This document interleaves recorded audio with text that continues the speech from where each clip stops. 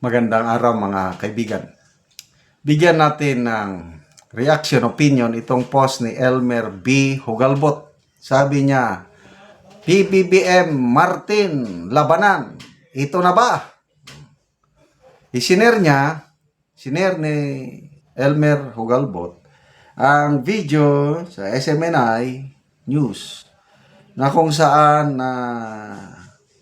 tinatalakay ni Congressman Toby Chanco ang kumpanya na di umano'y nakabili sa bahay sa Forbes Park na pag-aari umano ni Martin Romualdez at ito iniimbestigahan na sa Senado.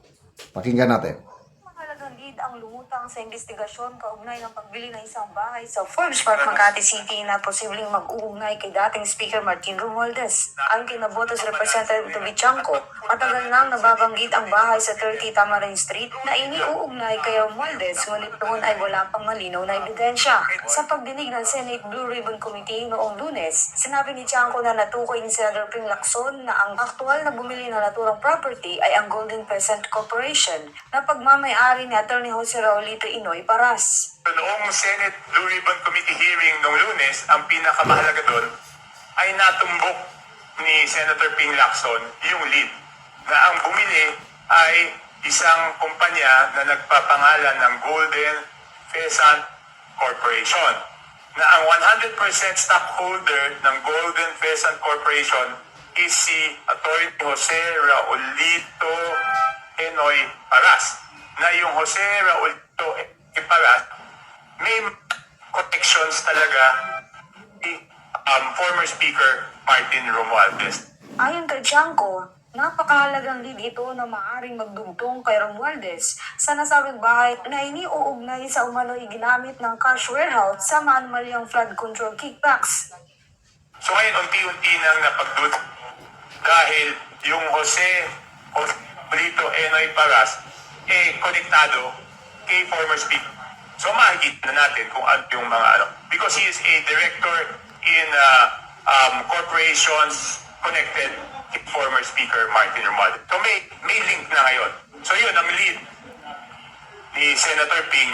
Inaasa imbitahan si Atty. Paras sa susunod na pagdinig upang linawin ang kanyang papeles sa mga kumpanyang may kaugnayan kay Romualdez. Ani Chanco, makakatulong ito sa Senado at sa mga prosecution agencies sa patuloy na investigasyon sa umano'y anomalya sa flood control projects. Para sa Diyos at sa Pilipinas, kung mahal ito sa Eva Montero nagulat, SMNI News. Okay. So, tinutumbok na talaga si Romualdez.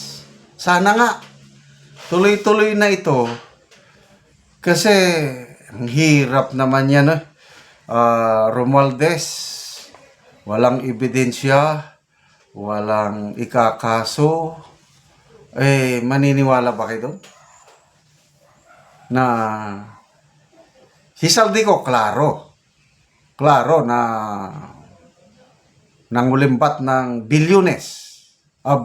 Dolyar ito Sabi nga ni Secretary John B. Cremulya, estimate niya, aabot ng $1 billion ang nakulimbat ni Saldico.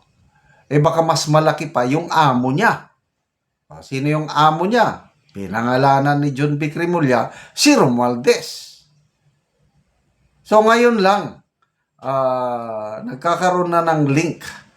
Kasi yung kay Gutesa noon, ganda na sana. Ang lead na yun, kailang hindi naman sinundan ni Senator Lacson.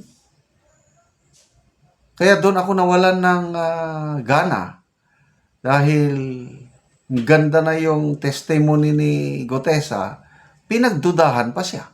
Ngayon, hindi na natin mahagilap na saan si Gutesa. So ngayon, may pag-asa na may makukulong talagang big fish. At sana ito na. Baka matulad na naman sa kasi nung bago yung hearing nung Lunes, January 19, may pasabog na daw si Senator Lacson na yung magtitistigo, yung dalawang babae. Naku! Anong klaseng testigo yun na alias pa ang ginamit? Nakatakip pang mukha. Maniniwala ba kayo doon? Ako hindi ako naniwala doon. So mabuti na lang at may lumabas na informasyon na ganyan na itong Attorney Paras, siyang nagmamay-ari ng Golden Pheasant Holdings, is yun ang nakabili. Siyang nakabili ng bahay na worth more than 1 billion. Paano niya nabayaran yon? Na itong Attorney Paras na ito is director sa mga kumpanya na pagmamay-ari ni Martin Romualdez. Yan. So ito na. Simula na ng bloodbath between Romualdez and PBBM. Ito, yung kwento ni sayang. Kwento ni Congressman Toby Chanco. Noong November of 2024, pinagalitan di umano ni PBBM si Romualdez na bakit nyo pinakilaman ng pondo ng bayan? Bakit nyo inalisan ng pondo itong flagship projects ng administrasyon ko? Bakit pinakialiman nyo ni Saldico? Ilang eroplano ba? Ilang bahay bang gusto nyo? Ganon, nagalit. Yes, Mr. President, ibabalik namin ang pundo pagdating sa Baykam. Na-promise. Kaya lang, hindi pa rin ibinalik. So, anong klaseng nagalit na presidente? Presidente ako, tapos ganon lang, binaliwala. Mahinang presidente yan. Kung ako, noon ko pa sinasamti si Romualdez. Bakit hinintay pa niya na puputok yung issue, hinintay pa niya na mag-expose ng todo-todo sina Mayor Magalong at Senator Lacson at itong si Barsaga. Kaya napilitang nag-resign si So, delayed reaction yung So, bangayan, Romualdez and Bongbong Marcos, nagsimula na ba? I don't know. Ito ngayon, kabang-abang, kailan ba ang susunod na hearing ng Blue Ribbon Committee hearing?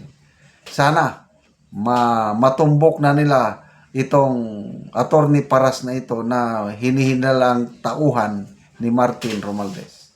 Salamat mga kaibigan sa inyong pagsubaybay sa ating channel. Nakakatulong kayo ng malaki sa Tribong Talandig ng Bukidnon dahil ang sweldo natin sa channel na ito is pantulong sa tribo. Namimigay tayo ng libreng yero at pako para makapagpatayo sila ng mas maayos na tahanan. Panoorin nyo ang video na ito. Karon mo na ni si Angkol mataga ano gyero nga magatop na siya sa iyang balay.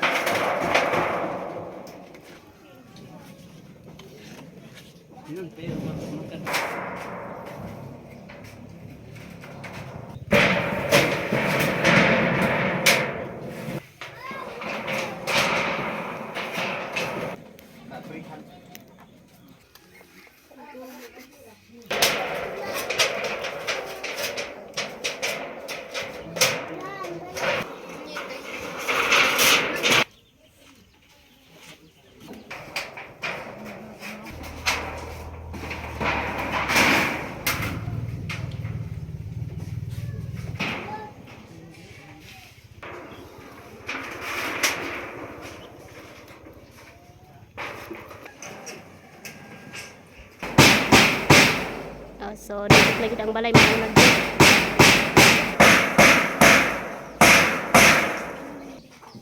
So, nahuman na gyud ang balay. So, nahuman na gyud og atop. So, nindot na kaayo.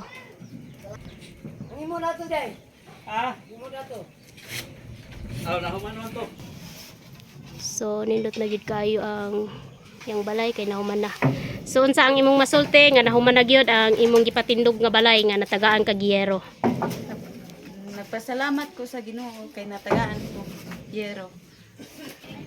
Salamat gyud kay sa nag-sponsor. Kay kung wala ang tabang dili gyud ko makabalay. Nanginaot ko nga dagan pa ang matabangan nga sama na ko nga nakabalay. Oh, nakabalay na ka. So pila na ka tuig aya pa ka nakabalay? 2 years na. So 3 years na siya aya pa nakabalay. So nindot na kay ang balay. So nagpasalamat siya sa nagatanaw sa video o labi na sa Ginoo o sa nag-sponsor. Sige, salamat.